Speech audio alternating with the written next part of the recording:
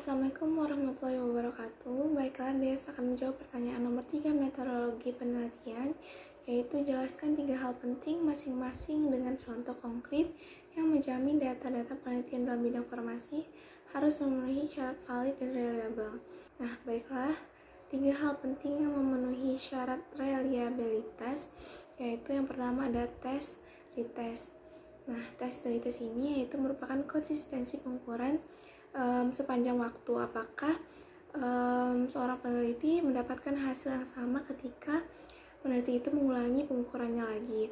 Contohnya, jika melakukan uji efektivitas ekstrak kunyit sebagai antibakteri dalam pertumbuhan Bacillus sp dan Shigella dysentery secara in vitro, yang hasilnya menunjukkan ekstrak kunyit mempunyai aktivitas antibakteri. Nah, jika penguji atau melakukan penelitian yang sama dengan metode yang sama dan didapatkan hasil yang sama pula, maka penelitian tersebut dapat dikatakan reliable. Yang kedua yaitu iterator. Iterator merupakan konsistensi pengukuran jika dilakukan oleh banyak peneliti atau pengamat. Apakah hasil yang didapatkan pada penelitian pertama sama ketika orang yang berbeda melakukan penelitian yang sama. Contohnya yaitu pada saat melakukan uji aktivitas antioksidan ekstrak fenolik dari kulit buah manggis atau Garcinia mangiostana L, didapatkan hasil ekstrak kulit buah manggis memiliki kandungan total fenolik dengan aktivitas antioksidan yang besar. Nah, jika dilakukan penelitian ulang dengan peneliti yang berbeda tetapi dengan metode yang sama, hasil akhir dari penelitiannya juga sama dengan penelitian terdahulu, maka dapat dipastikan penelitian tersebut reliable. Selanjutnya yaitu internal konsistensi. Konsistensi pengukuran di hasil penelitian itu sendiri. Apakah mendapatkan hasil yang sama dari jika dilakukan dengan metode yang berbeda. Tapi dia mengukur hal yang sama, contohnya yaitu pada saat isolasi dan identifikasi flavonoid dari daun dewan-daru atau Eugenia uniflora L dengan menggunakan metode kromatografi lapis tipis dan didapatkan hasil bahwa daun dewan-daru mengandung golongan flavonol yaitu quercetin. Nah, jika penelitian ini diujikan ulang tetapi dengan metode yang berbeda, tetapi hasilnya tetap sama dengan penelitian awal, maka penelitian ini reliable. Selanjutnya, 3 hal penting yang memenuhi syarat validitas, yaitu yang pertama validitas isi atau konten. Uji validitas konten atau isi bertujuan untuk melihat sejauh mana isi dari pengukuran tersebut sesuai dengan tujuan atau teori yang ada. Validitas isi merupakan validitas yang fokus pada elemen-elemen apa saja yang ada di dalam pengukuran, sehingga analisis yang dihasilkan rasional.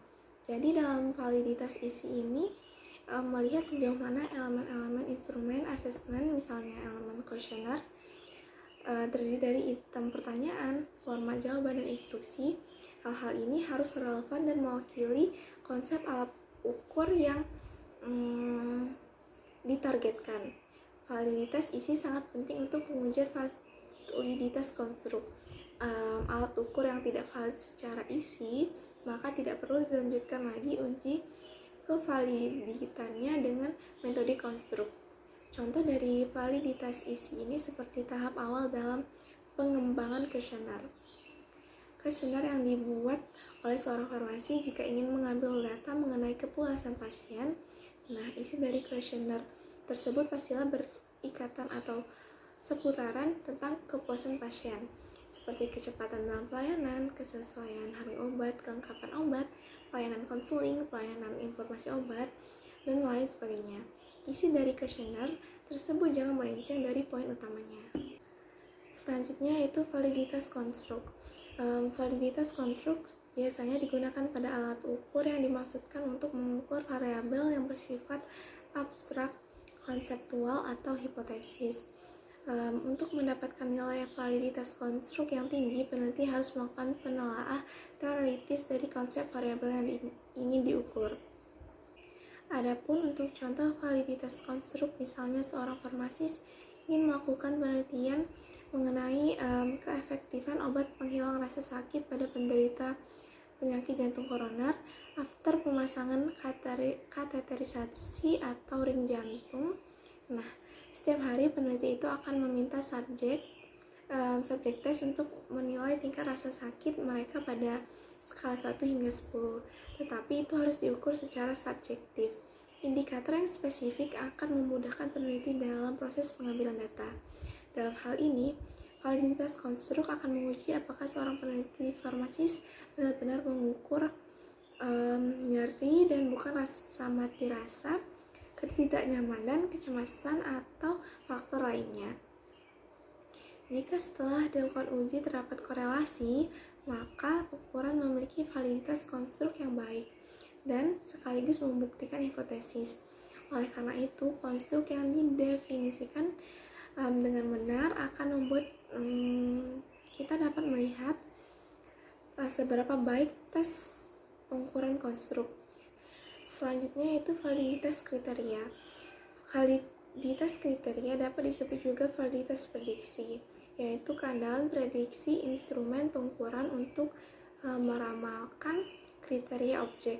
Validitas kriteria adalah validitas yang senantiasa dipergunakan dalam mengevaluasi seberapa dekat hasil tes yang kita lakukan dengan kesesuaian terhadap hasil tes lain yang memiliki konsep yang sama. Kriteria itu sendiri bisa diartikan sebagai ukuran eksternal dari hal yang sama. Oleh karena itulah biasanya untuk memilih validitas kriteria diambil dan disusun dari tes yang sudah banyak digunakan sehingga dianggap valid. Dengan kata lain, tes memiliki validitas kriteria jika berguna untuk memprediksi kinerja atau perilaku dalam situasi yang berbeda, baik itu masa lalu, sekarang, ataupun masa depan. Contohnya pada bidang farmasi yaitu survei kepatuhan pemakaian insulin secara mandiri pada pasien diabetes mellitus di Rumah Sakit RSUD Matahir. Uji validitas digunakan untuk mengetahui sejauh mana alat ukur yang digunakan dapat mengukur apa yang ingin diuji. Uji validitas instrumen dalam penelitian dimaksudkan untuk mengukur apakah setiap butir pertanyaan dalam variabel penelitian tersebut dapat dimengerti oleh responden sehingga mampu memberikan jawaban yang tepat serta mempertimbangkan apakah setiap pertanyaan yang digunakan untuk mengukur faktor-faktor tertentu telah memenuhi fungsinya untuk mengukur tujuan yang dimaksud. Jika validitas dari suatu instrumen mengandung komplement dari validitas isi, validitas konstruk, dan validitas kriteria, maka akan menjamin bahwa penelitian itu juga reliable. Baiklah, sekian jawaban saya untuk soal metodologi penelitian nomor 3. Lebih dan kurangnya ada, mohon maaf. Wassalamualaikum warahmatullahi wabarakatuh. Terima kasih.